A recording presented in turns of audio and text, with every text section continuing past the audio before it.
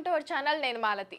మహిళల్ని తీవ్రంగా ప్రభావితం చేస్తున్న క్యాన్సర్లను ఎదుర్కొనేందుకు వ్యాక్సిన్ను 5-6 నెలల్లో అందుబాటులోకి తీసుకురానున్నట్లు కేంద్ర ఆరోగ్య, కుటుంబ సంక్షేమం, ఆయుష్ సహాయ మంత్రి ప్రతాప్ రావ్ జావద్ మంగళవారం వెల్లడించారు.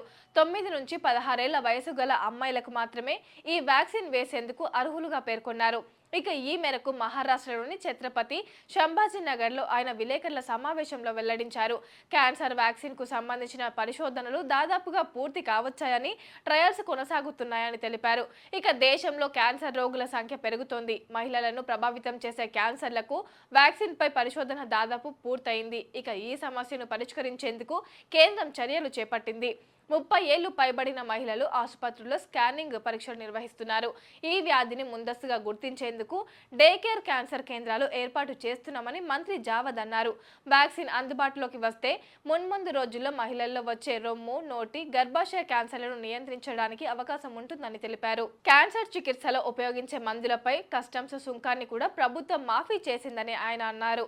ఇక ఈ వ్యాక్సిన్ ఏ క్యాన్సర్ను నయం చేస్తుందని విలేకరులు అడిగిన ప్రశ్నకు మంత్రి సమాధానం చెబుతూ రొమ్ము, నోటి, గర్భాశయ క్యాన్సర్లను నయం చేయవచ్చని మంత్రి తెలిపారు.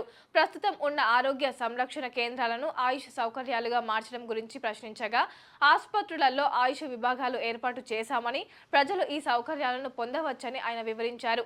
దేశంలో ఇలాంటి 12,500 ఆరోగ్య సౌకర్యాలు అందుబాటులో ఉన్నాయని, ప్రభుత్వం వీటి సంఖ్యను మరింత పెంచుతుందని ఆయన వెల్లడించారు.